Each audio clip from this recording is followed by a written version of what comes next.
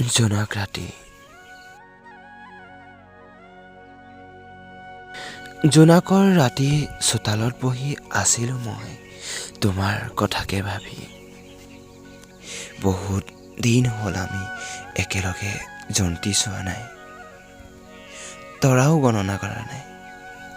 আজি মনত পৰিছে তোমালৈ বহুত। সমীৰেও লৈ আহিলে তোমাৰ বতৰা আহি। মোক কাণে কাণে ক'লে তুমিও আছা মোৰ কথাকে ভাবি।